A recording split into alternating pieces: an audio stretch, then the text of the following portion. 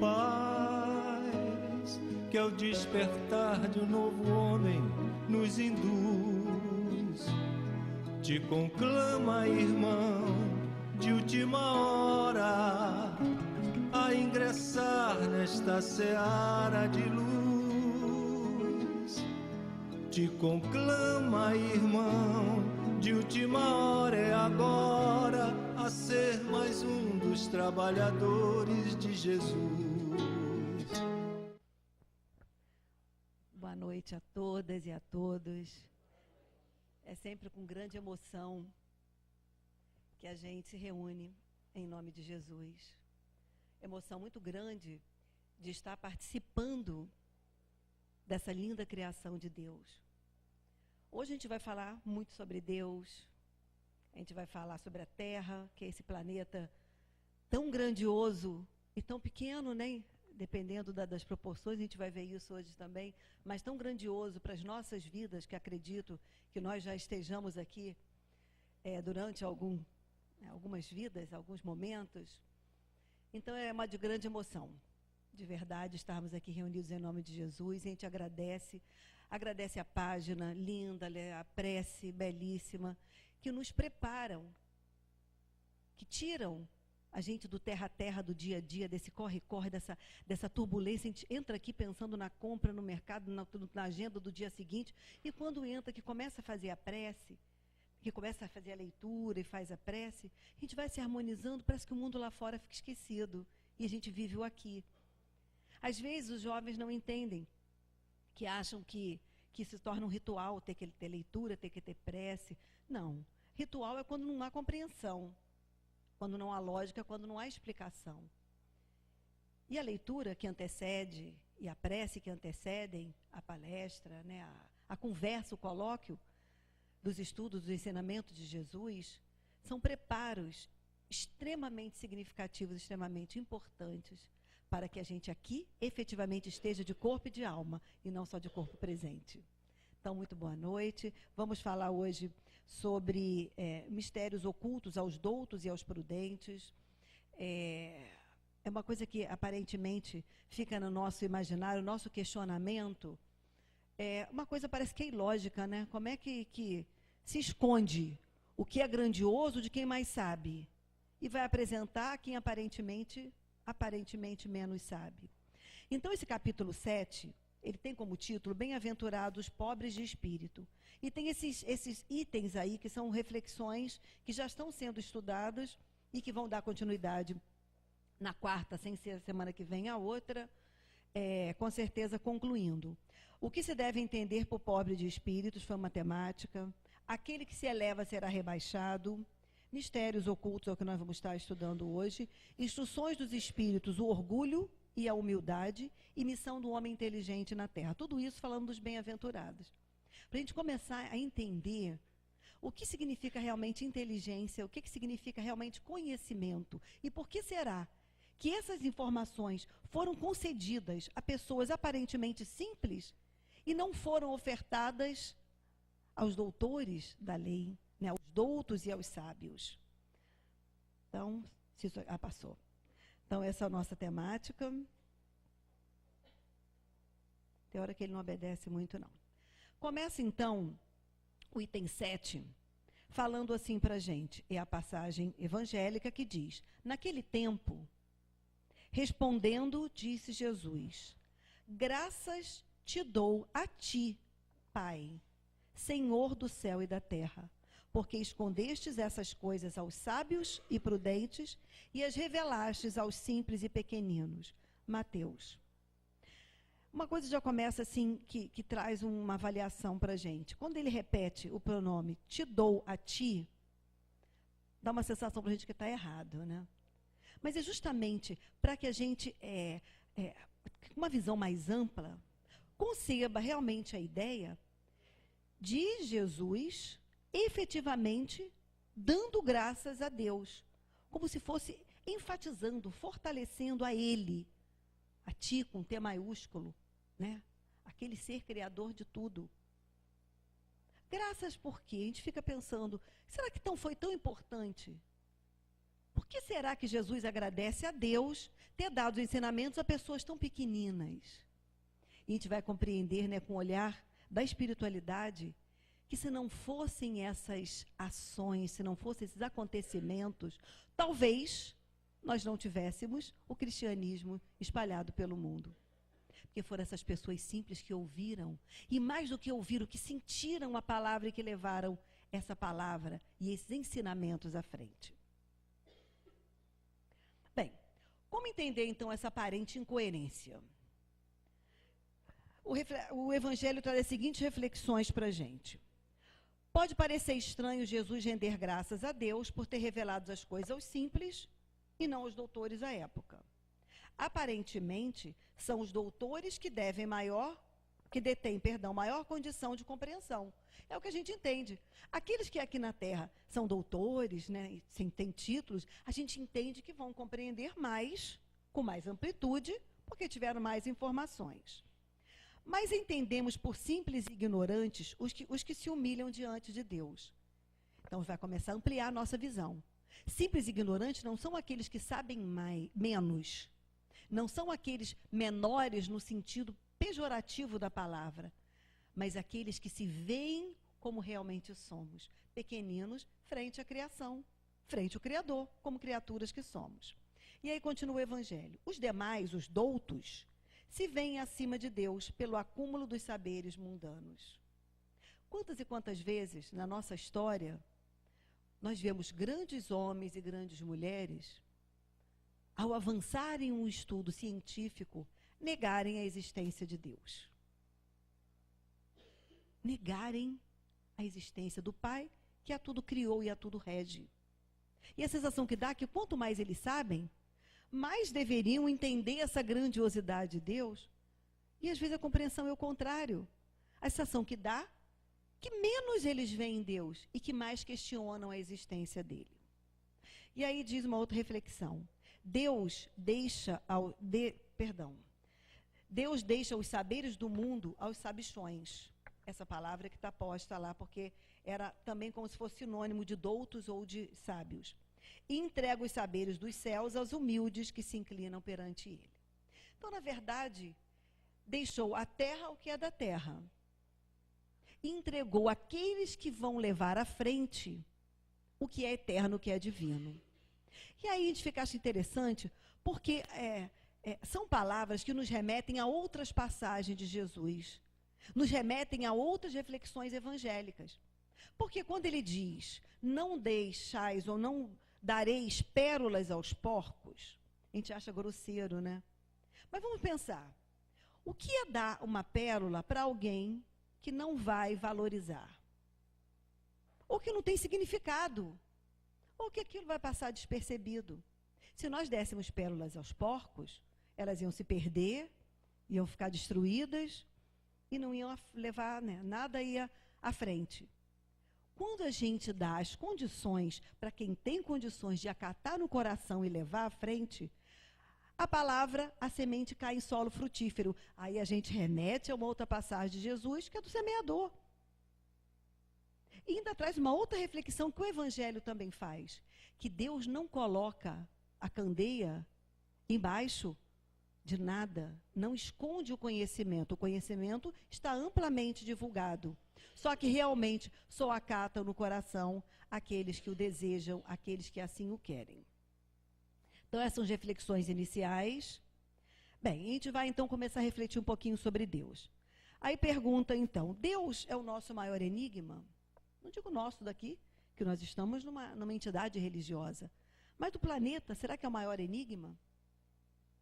Aí vem as seguintes reflexões. A providência, quer dizer, o que a gente recebe, a ajuda, toda essa proteção, é a solicitude de Deus para com as criaturas. Então nós já começamos aí, ele não é um enigma.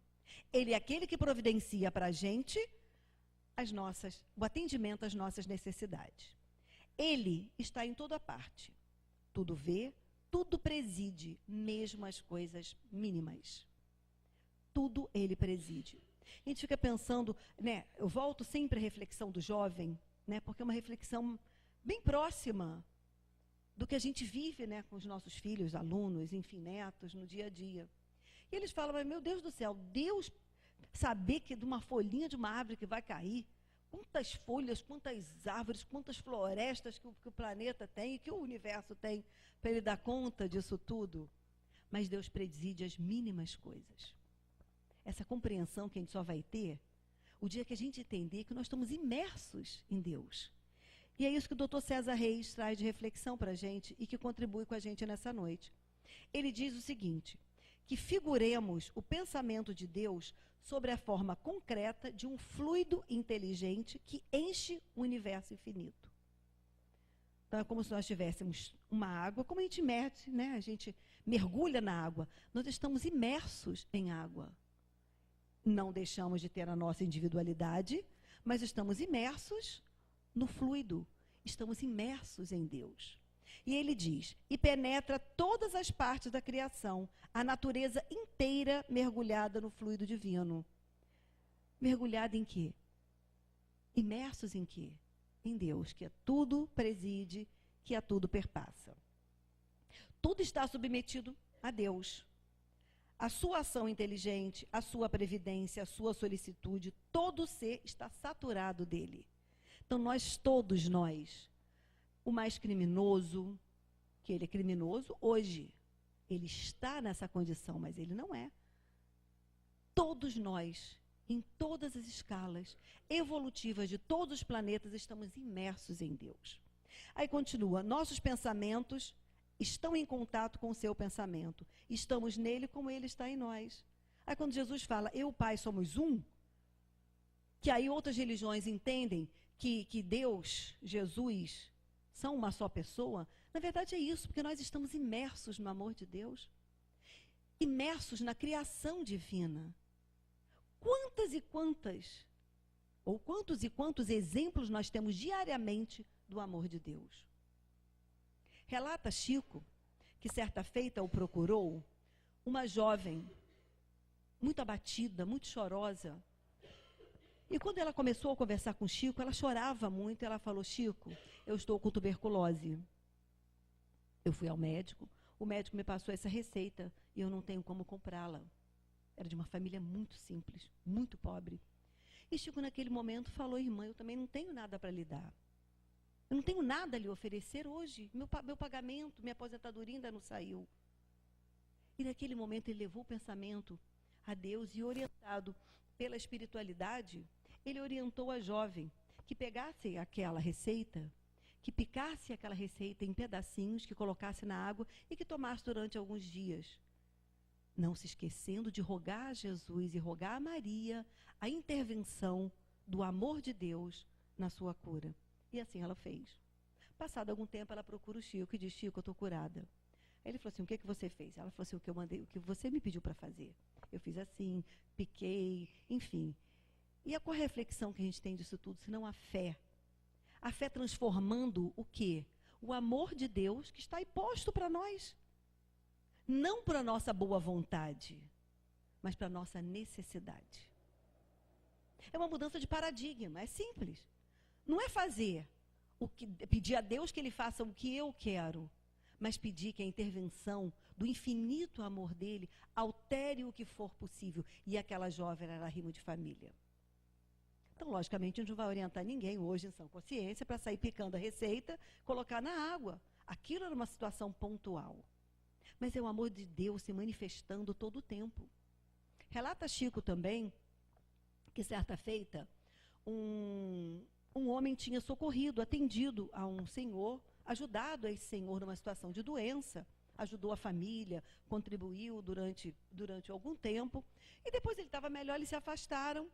Enfim, passado algum tempo, esse senhor estava correndo, que ele tinha que pegar um avião, e ele, ao chegar no aeroporto, ele foi interceptado por aquele senhor que ele ajudava. E quando o senhor veio, abraçou, esfuziante, em agradecimento, e ele falou, meu senhor, eu estou com pressa, eu lhe agradeço, né, o seu agradecimento, mas eu estou com pressa, eu tenho horário, meu voo vai sair. E aquele senhor o prendia em agradecimento o tempo todo, enfim. No final ele falou, vou perder o voo mesmo, vou dar atenção para ele. E parou, deu atenção para o senhor, conversaram longamente, perguntou pela família do senhor. Enfim, o senhor foi embora e aquele senhor esperou o próximo embarque. Quando ele veio de São Paulo, que retornou ao Rio, ele lembrou do senhor, ele falou, poxa, eu vou agradecer, porque aquele voo que ele deveria estar, sofreu uma pane e vieram todos a óbito. E ele precisava agradecer aquele senhor. E ele foi à residência do senhor.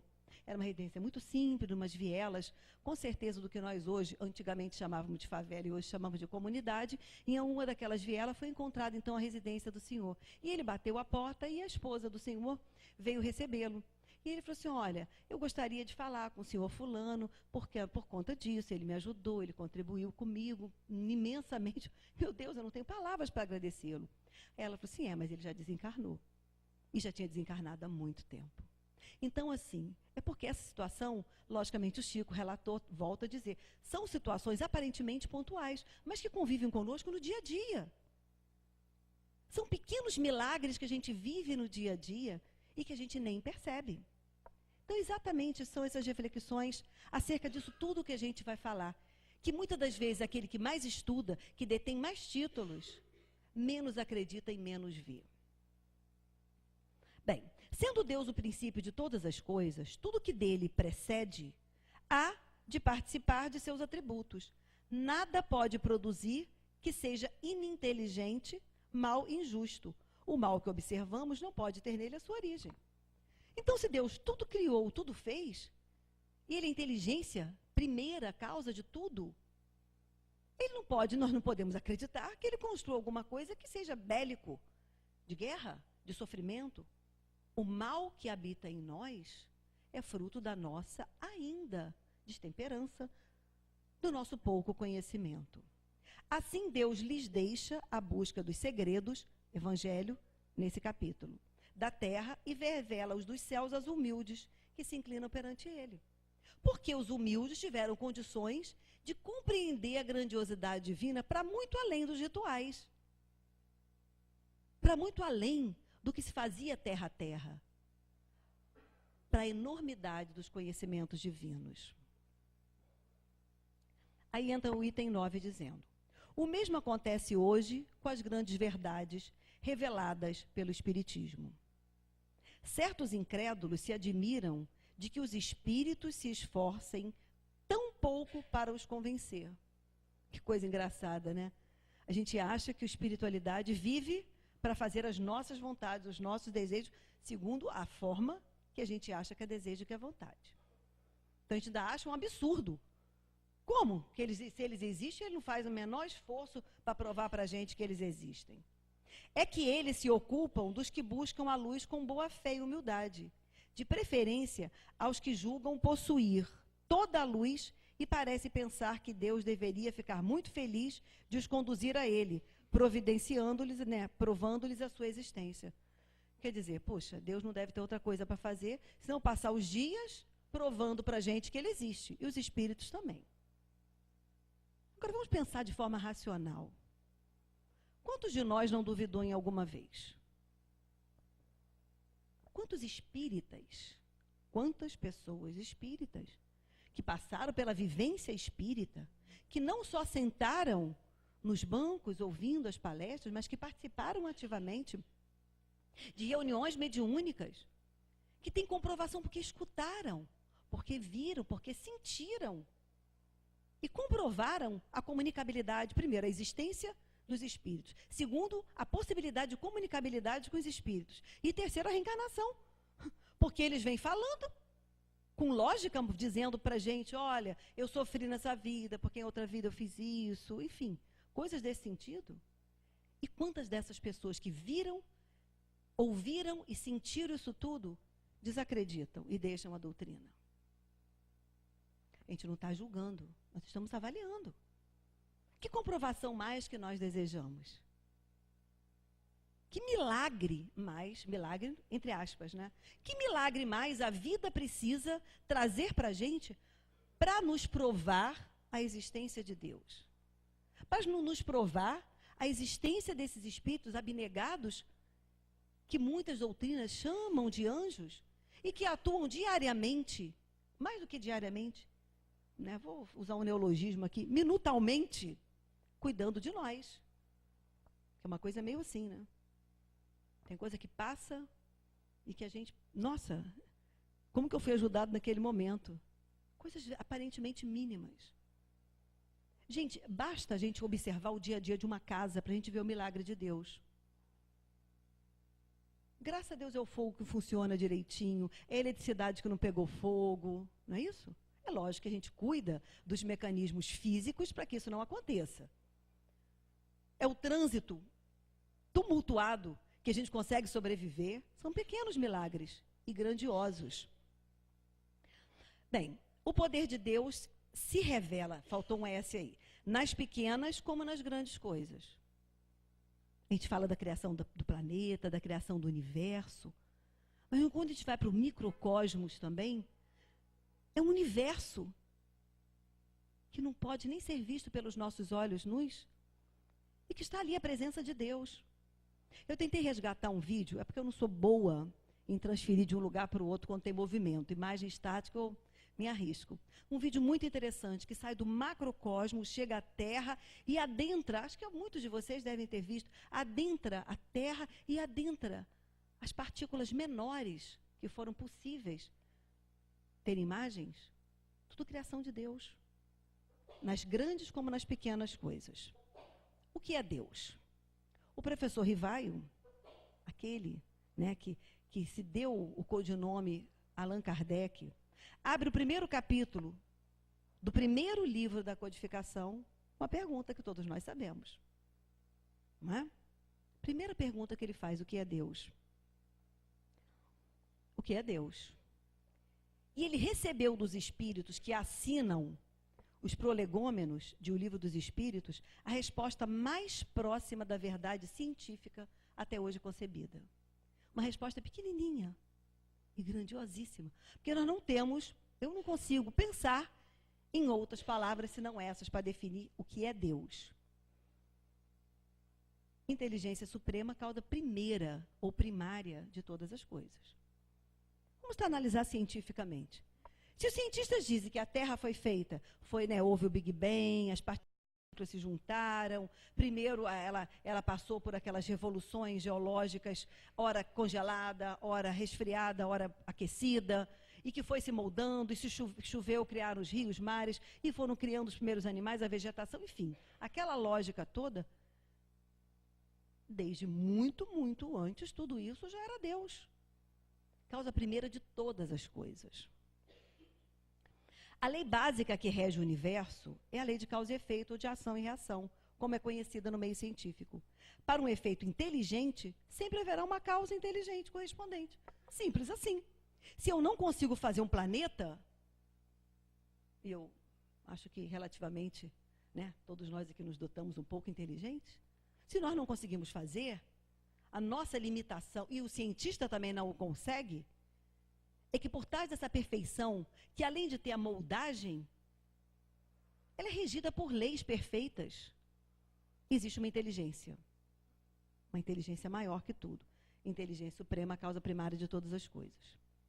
Bem, a gente vai fazer algumas reflexões sobre o planeta Terra, só do planeta, para a gente entender a grandiosidade divina. A Terra possui 40 mil quilômetros. Eu não sei se eu copiei isso certo, 40 mil quilômetros de extensão na circunferência. Faz parte de um sistema solar que possui apenas 9 planetas. Apenas porque são incontáveis os planetas existentes. Com 57 satélites, no total de 68 corpos celestes. A grosso modo, em relação a outros astros do sistema solar, a Terra possui um volume 49 vezes maior do que a Lua, e 1.300.000 vezes menor do que a do Sol. É preciso que tenhamos noção de sua pouca importância diante do restante do universo. E a gente que aqui habita esse planetinha, volto a falar, não é de forma pejorativa. É de tamanho, dimensionando a outros planetas. A gente se acha detentor de tudo. Nosso sistema solar faz parte de uma galáxia conhecida por Via Láctea, um aglomerado de cerca de 100 bilhões de estrelas, com pelo menos 100 milhões de planetas e, conforme os astrônomos, no mínimo 100 mil com vida inteligente e 1000 com civilizações mais evoluídas que a nossa. Essas informações não são muito recentes, não. E a gente se acha o quê? O detentor de todos os saberes do universo. A gente vê o sistema solar. E mais aqui, olha, o telescópio Hubble, não são informações tão atuais. Elevaram o número de galáxias conhecidas para 50 milhões. 50 milhões. Ainda descobriu, um observatório localizou um ninho de galáxias. Aí Jesus falou, o Pai trabalha até hoje e eu trabalho também. E a gente acha que Deus não existe. Diante desses números, pensaríamos haver chegado à ideia do que é o universo. Lê do engano, pois essas áreas, ou melhor, volumes, representariam apenas 3% do que seria a totalidade, tudo dentro do tridimensional espaço-tempo como conhecemos. 3%. Bem, a gente vai falando outras coisas que a gente vai avançar, mas são conhecimentos científicos, isso aí, antimatéria, o transporte de matéria através de outras dimensões, tudo isso possível, ou possíveis, já comprovado cientificamente. Aí continua, a teoria mais moderna de criação do universo nos remete apenas para o Big Bang, a grande explosão que é início de tudo, mas para a ideia de vários Big Bangs, com universos cíclicos através de 4 trilhões ou mais de anos. A gente não consegue nem conceber isso em tempo.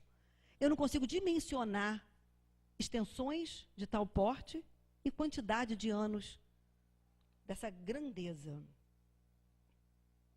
A gente vai avaliar agora o planeta Terra, que a gente acha que é a 8ª maravilha do mundo. Para mim é, porque é nele que eu habito, é o meu lar, é a minha casa.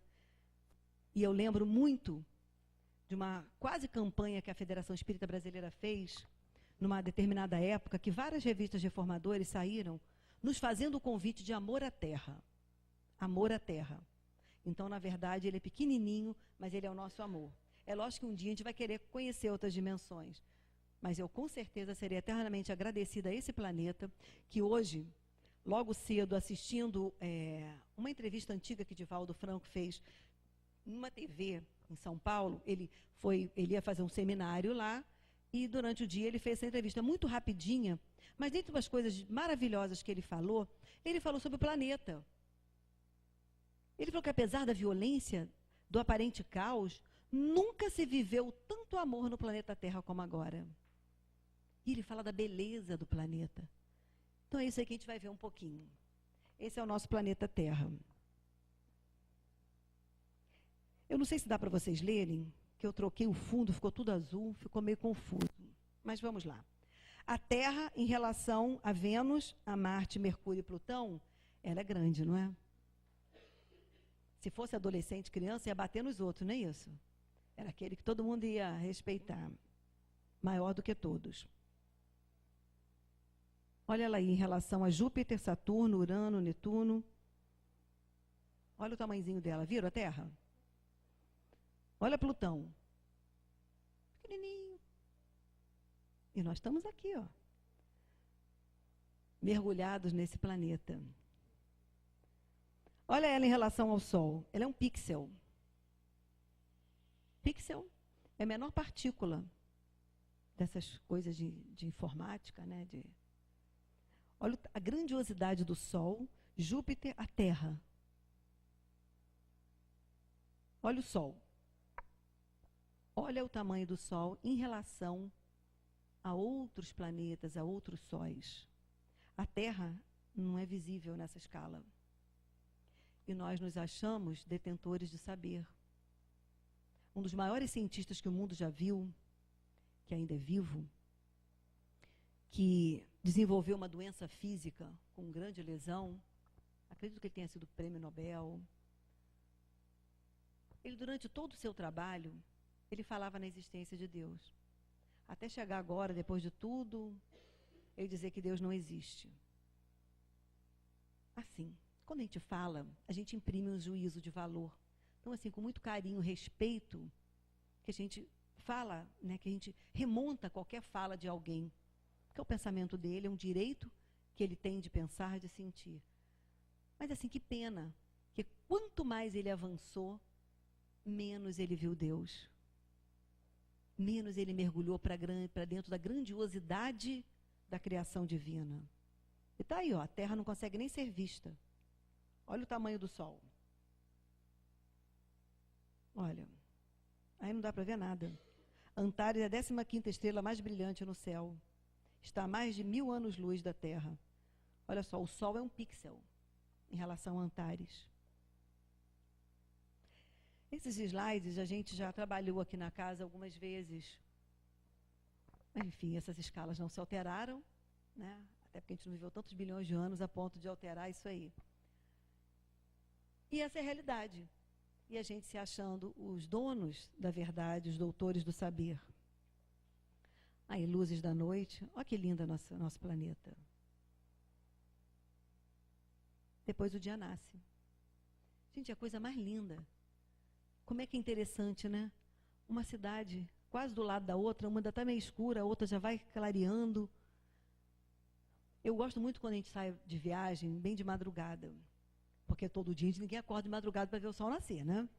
E a gente pega na estrada, aquilo chama a atenção. É impressionante como a gente vai vendo, assim, você sai do escuro e vai clareando, vão mudando as tonalidades do céu, até que o sol adentra e clareia tudo. Gente, isso é uma beleza incrível. E a gente não quer ver, né? O dia passa e a gente, quando acorda, já está claro. Vamos. Aí, ó. Parece o Mickey, mas são os planetinhas em várias formas. É porque a gente mexe tanto que ele acaba deformando. Eu achei interessante resgatar essas imagens. Olha aí. Vocês estão vendo a Terra aí? Não? Olha ela aí. Nesse pontinho azul estamos todos e todas nós.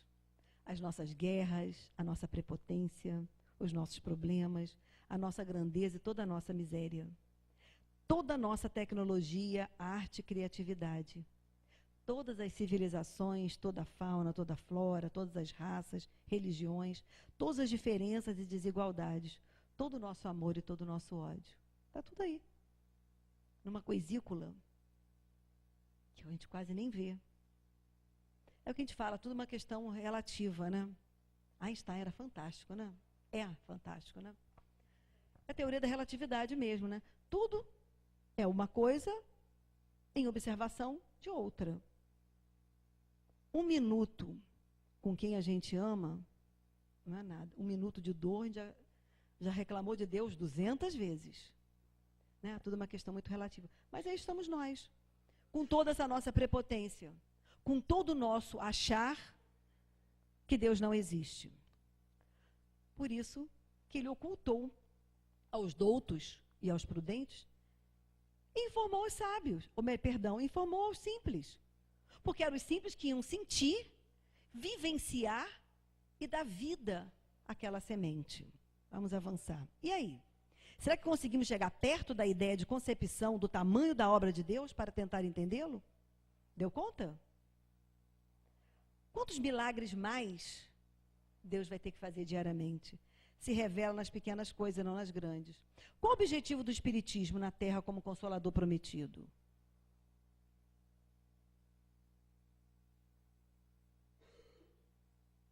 O de revelar aos homens o mundo invisível dos espíritos? Só para dizer para a gente que os espíritos existem, que tem vários mundos que a gente não consegue ver com os olhos visíveis? O de tornar patente a comunicabilidade entre mortos e vivos? Ou de trazer o conhecimento das leis naturais estabelecidas por Deus, diante das quais o homem toma conhecimento de sua verdadeira natureza, da vida eterna e das consequências disso tudo? Então, na verdade, é um pouco disso tudo. É isso tudo também. E mais. Propõe-se o Espiritismo a indicar aos homens o caminho da sua redenção. Então, não dá para não acreditar mais em Deus se a primeira pergunta do primeiro livro que cria o que entendemos, e Kardec chamou de Espiritismo, é o que é Deus. A redenção passa pelos ensinos de Jesus Cristo e pela sua doutrina de amor. Então não adianta só saber os ensinos de Jesus. Tem que ter doutrina de amor, tem que ter caridade, tem que ter exemplificação. Visa também a transformação moral e intelectual dos indivíduos. Acabou aquela coisa de que Deus faz por nós. Ele exige que nós tenhamos a nossa mudança. Que nós operemos em nós o nosso milagre de transformação. Isso ele não vai fazer por nós. Tem um ditado oriental que diz que Deus move céus e terra para alterar uma coisa que nós não podemos mudar, mas não muda uma palha pelo que podemos fazer. Para tal, não basta a crença na existência dos espíritos e sua comunicação com os homens. Torna-se necessária uma vasta programação intelecto-moral e educacional a ser desenvolvida através dos séculos. Então, para além disso tudo, nós temos que nos educar. Nós temos que nos transformar. Né? Às vezes a gente ouve alguns irmãos de outras religiões falarem com tanta fé, Deus me curou, né? Jesus me salvou. Com certeza. Tudo, nós estamos imersos em Deus. Nós estamos imersos no amor de Deus. Mas a pessoa que tem que parar. Deus dá todas as condições, mas quem se apropria dessas condições é cada um de nós. Adorei esse negócio de estrelinha. Aí eu deixei assim para vocês verem também. Deus, disse A, não poderia tocá-los pessoalmente por meio de prodígios evidentes perante os quais o mais incrédulo teria de curvar-se? Será que Deus não podia sair fazendo milagre? Né? Transformando as coisas? Não é? Botando gente magra de uma hora para outra, assim, que espetáculo. Não é? Fazendo flores naqueles locais áridos, acabando com a guerra. Poderia, com certeza. Mas e o nosso mérito? Cadê o mérito da gente fazer? Ou nós estamos aqui como bonecos de fantoche que Deus faz conosco o que Ele quer? Olha o que Ele dá para a gente. Não é a nossa realidade aqui em Cabo Frio, mas que existe, existe. E a planeta Terra. Aquele planetinha que a gente acha de provas e expiações, que é ruinzinho, que o mal impera. Lembremos de Divaldo e do Dr. César Reis falando aqui para a gente. Se o mal imperasse, nós não estaríamos aqui hoje falando de Jesus. Não é linda essa imagem? São milagres que Deus dá para a gente diariamente. O nosso aqui é a praia. Aí, ó. O sol nascendo. Lindo. Num mar belíssimo. Né? Para alimentar os nossos olhos. Onde não tem mar tem rio, onde não tem mar nem rio tem floresta. Cada local tem a sua beleza. Para além dessa natureza exuberante, eu pesquisei lá, natureza exuberante. Nossa, tinham trilhões de imagens. Ele deu para a gente essas fofuras. Tudo bem, tem unzinhos que são, a gente assim, né? Eu, na minha infinita mediocridade, eu falo assim, tem coisa que não precisava mais no planeta, né? Vamos combinar que cobra não combina mais. Você está no auge do mergulho na praia, lembra do tubarão, vai correndo para a areia, não entra mais na água. Mas tudo é criação divina, tudo tem uma lógica. Tudo tem um porquê. E volta a dizer, ainda dá essas fofurinhas, parece que ele está rezando. Olha que coisa linda. Não alegra no coração da gente? Não é criação divina? Uma das perguntas que a repórter faz para Divaldo fala sobre os animais. E ele falou que muitas das vezes a gente olha e tem um animal que é o nosso amor cria com a gente, enfim, e ele morre. E logo depois a gente se apaixona por outro animal da mesma forma. E ele parece que interage com a gente como o outro. Ele falou, é o outro voltando. Como não? Aquela pergunta, tem animais na espiritualidade? Ele falou assim, meu Deus, o mundo de lá é o reflexo do daqui. Não falou com essas palavras, mais ou menos assim. Olha que belezura que ela dá pra gente, né? Que Deus dá pra gente. Não trabalha, acorda de madrugada, mas a melhor coisa do mundo. Eu não digo só criança, eu digo gente. Digo, gente, hoje eu conversava numa reunião cujos dois senhores, né, que ali estavam, militam há muito tempo na causa de crianças e adolescentes. E eu falava à reunião sobre isso. O quanto que a gente tem que escutar essas pessoas. A gente acha, né, que o idoso é assim, já passou, que não sei o quê, né, que é chato, que repete.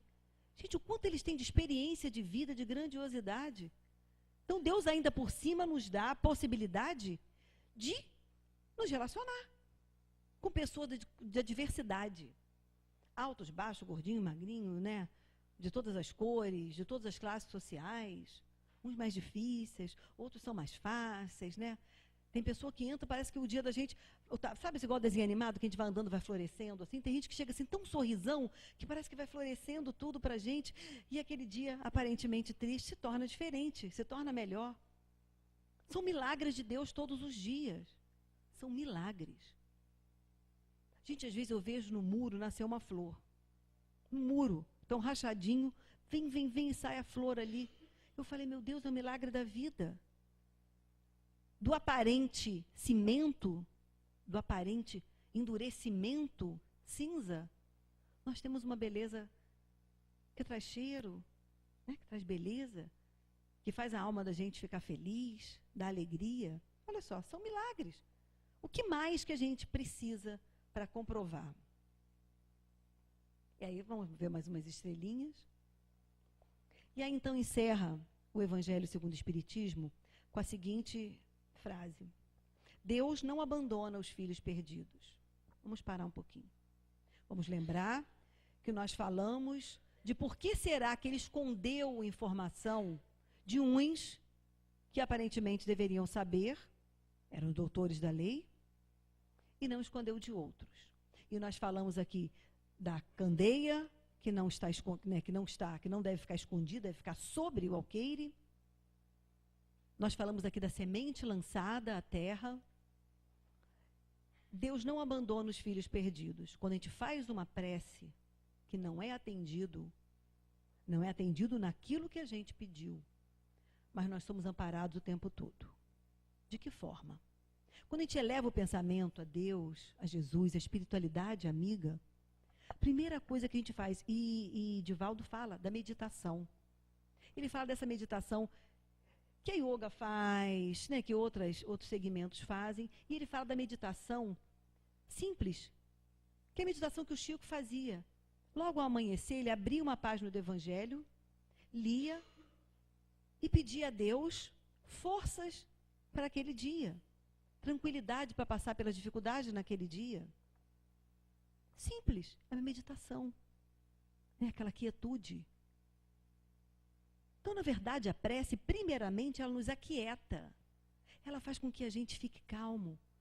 E quando a gente fica tranquilo, a gente vê as coisas de uma outra forma. E diz, pois sabe que, cedo ou tarde, seus olhos se abrirão. Então, Deus não abandona. Ele está protegendo.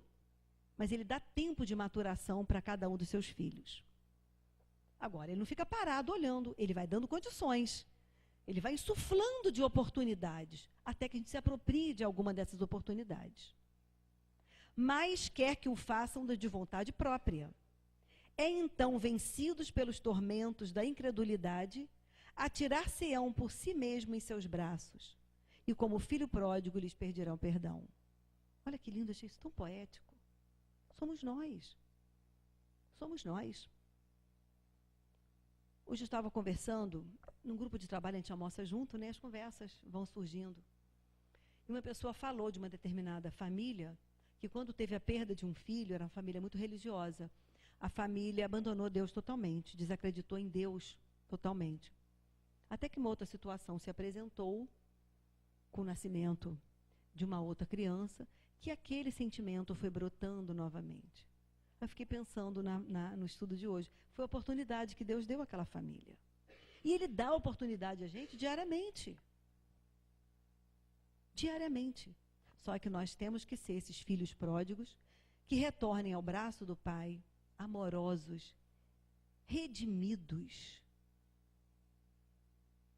como simples de coração, a falar, Pai, que seja feita a sua vontade e não a minha. Mas que a sua força me mova. Porque às vezes a gente sabe que é muito difícil. E a gente encerra, então, com uma mensagem muito bonita de Alta de Souza, do primeiro livro de Chico Xavier, Parnaso de Além Túmulo. Eu vou botar os óculos porque a letrinha eu não consegui aumentar muito. Mensagem fraterna. Meu irmão, tuas preces mais singelas são ouvidas no espaço ilimitado. Mas sei que às vezes choras consternado, ao silêncio da força que interpelas. Volve ao teu templo interno abandonado. A meditação que Divaldo fala. A mais alta de todas as capelas. E as respostas mais lúcidas e belas hão de trazer-te alegre e deslumbrado. Ouve o teu coração em cada prece. Deus responde em ti mesmo e te esclarece, com a força eterna da consolação. Compreenderás a dor que te domina, sob a linguagem pura e peregrina da voz de Deus em luz de redenção. Então, muita paz. Que Jesus possa realmente habitar, a gente permitir que Ele habite o nosso interior, mas que a gente possa fazer o que o poeta Carlos Drummond de Andrade disse, que a gente vai à Lua, domina a Lua, vai a Marte, domina Marte, vai às profundezas da Terra e a domina, e não faz a dangerosíssima viagem de si para si mesmo. Dangerosíssima, perigosíssima viagem de si para si mesmo. Então, que fique a meditação orientada por Divaldo, que fique as palavras lindas, poéticas de Alta de Souza, para que a gente viaje para dentro da gente mesmo e encontre dentro de nós, a nós mesmos, primeiro, o nosso próximo e ao nosso Pai, já que estamos imersos no amor dele. Muita paz, que Jesus nos abençoe e nos fortaleça, nos nossos embates diários. Muito obrigada.